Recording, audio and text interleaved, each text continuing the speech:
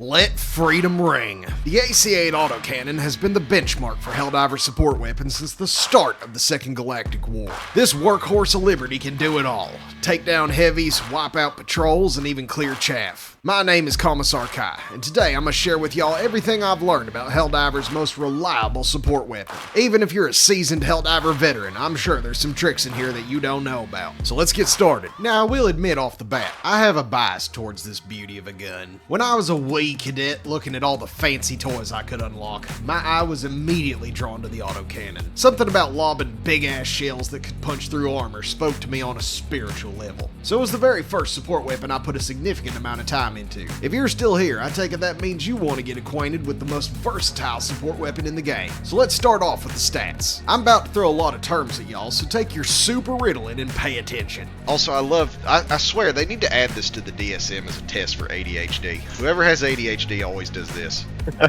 Every time. Hell yeah. The autocannon has two fire modes, AFET, or armor-piercing high-explosive tracer rounds, and flak rounds. AFET does what it says on the tin. It puts big holes in big targets, and little ones. Liberty don't discriminate. These rounds do 260 damage on impact, and 150 explosive damage in a 4-meter radius around the point of impact with an armor penetration value of 4, meaning the lighter side of anti-tank. These rounds also do 100% durable damage, meaning it will do the same damage whether you're making a hunter pull a disappearing act or blasting the charger's butt off. AFET rounds also come with a demolition force of 30, meaning you can destroy objects like bot fabricators, bug holes, shipping containers, or a tyrannical fence that gets in your way. Finally, these rounds have a ton of stagger force at 20, which is the same as the slugger shotgun. To put those numbers into perspective, you can stagger a charger out of its charge or a Hulk running you down with just a single shot. So yeah, these rounds hit hard. The second flavor of Liberty's explosive Coke bottles are the flak rounds. For when you need to tell a whole crowd of bad guys to bend over and cough. Flak rounds work a bit like the eruptor,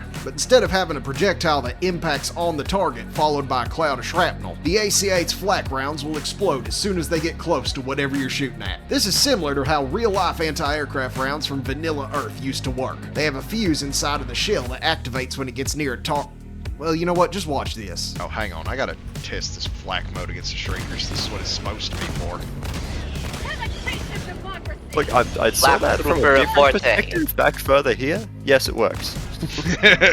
I hope it looked cool. So yeah, they explode when they get near a target. The actual round does a lot less damage at 150 and is only AP2, so light armor penetrate. But the strength doesn't come from the actual impact of the round. Instead, it releases the same amount of shrapnel and does the same damage with that shrapnel as the eruptor, meaning it can clear a horde in a hurry with its 3,330 total damage. And no, I didn't misspeak. It does do more damage than orbital precision strike if you count all the bits of shrapnel. Just keep in mind that the shell will explode before hitting that target, so only use these rounds if you want to give a group of Gribblies a shrapnel bath. The autocannon has a 10-round internal magazine, which is fed by 5-round clips. Oh yeah, I'm unreasonably excited to finally call something a clip and not have the gun nerds getting mad at me. Your backpack carries 10 spare clips, so you have a total of 60 rounds before you run dry. But when the spirit of liberty takes a hold of you, those rounds can run out in a hurry. It also has a 2-stage reload, meaning as soon as you fire 5 shots, you can pop another clip in and keep on firing. If you run completely dry, the reload animation is more than twice as long, so it's almost always better to reload before you run out. If you empty the magazine and get locked into the animation, you can cancel it as soon as the slide is racked back by firing off a round or switching to another weapon. You can also have a buddy team reload for you if you want to cosplay as a much angrier and more righteous version of the autocannon sentry. This is a bit more niche than, say, team reloading a recoilless rifle, but it is a lot of fun to have a fully automatic 20mm cannon being spoon-fed by your buddy. Now that you know how the autocannon works, let's go over the cool stuff for each faction. I know most of y'all assume the autocannon is a weapon for the bot front,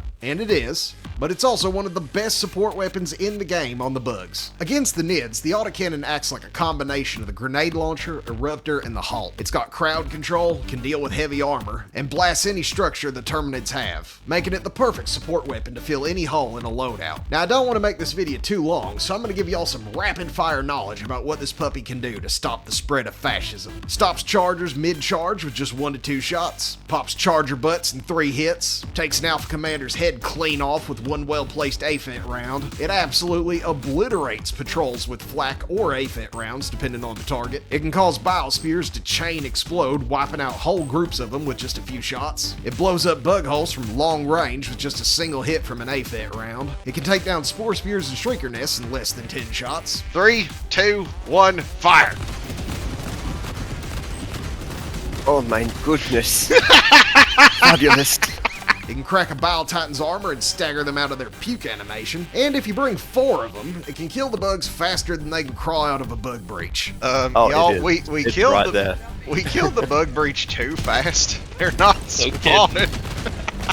If that sounds fun to you, then here's how to fit it into a loadout. Because the autocannon can be our answer to packs of enemies and to small amounts of heavies, we want to bring primaries that complement its all-rounder playstyle by being more specialized in dealing with specific threats. Namely stuff that gets too close for us to use our autocannon without blowing ourselves up. The Liberator Carbine from the Viper Commando's Warbond is my current favorite primary to bring with it. If you pair this weapon with the Siege-Ready Armor passive from the Urban Legends Warbond, it becomes a pocket version of the Stalwart, so we can keep our muzzle clear of hunters and warriors by hosing them down with 950 rounds per minute. Shotguns are another great choice to pair with the autocannon since they'll handle the close-in work and keep space between us and the bugs. When you're fighting the Nids, it's all about keeping some distance between you and them to avoid getting eaten. So weapons like the Halt, Punisher Shotgun, and Cookout will give you the close-range stagger and firepower you need to make enough space for you to swing that big AC energy. Here's an example of a full loadout that I like to use against this faction. With your autocannon and primary handling pretty much everything anyway, you can really bring whatever stratagems you like. By now, everyone knows that the autocannon is great against the bots. Its all-rounder nature is perfectly suited for the wide range of threats that the bots can bring. Where bugs mostly just run at you, the bots will try and bathe you in laser fire and rockets while their close-in specialists try to flush you out of cover. Having a support weapon to handle everything from a tank to packs of devastators makes life on the bot front much easier. So here's some of the cool things the autocannon can do against the clankers. Stagger Hulks. These hateful washing machines are the backbone of the bot army, so being able to stagger them while putting them down in just 2 eye shots is incredibly useful. You can even fit a reload in during the time the Hulk is staggered, making the autocannon one of the best and safest weapons for dealing with them. Takes out a Factory Strider's chin guns in just 2 hits. Taking out these Gatling guns quickly is going to save you and your team a lot on reinforcements. Shred a Factory Strider's belly once its chin guns are down. The autocannon can't penetrate most of the armor on a Factory Strider, and while you can go for those eye shots, taking out those chin guns and running underneath it is the easiest way to kill one with this support weapon. It 2-taps gunship engines. Gunships apply a lot of pressure to a team of Helldivers. Being able to take out an entire squadron of them without needing to reload is obviously going to be valuable. Blows up fabricators.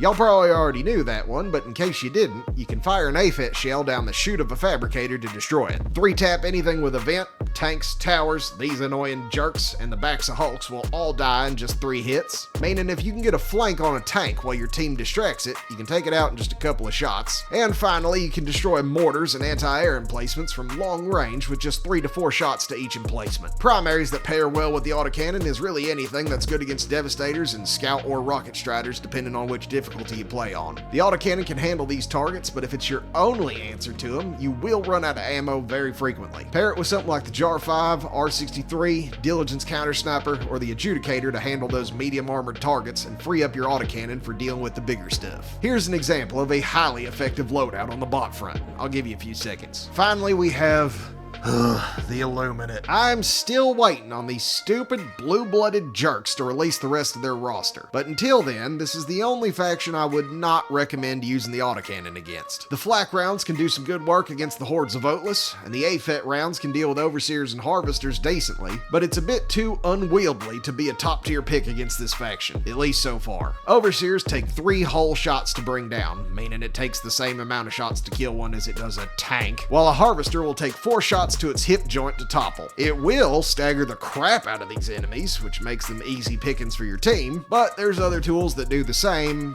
but better. Since these are the only real threats on this front, having your support weapon just be okay against them isn't the greatest. You'll be much better served taking something like the MG43 or the AMR for handling those elite enemies. But if you're an autocannon enthusiast and you still like running it, here's an example loadout for this faction. Truth be told, you can easy beat Illuminate missions with just your primary weapon, so we really have to wait on more to come out before we do a deep dive into the weapons on this faction. Hopefully y'all have learned something about the autocannon. If you have any tips that I missed or a loadout you want me to check out, drop it in the comments. But until next time, this is Commissar Kai, signing out.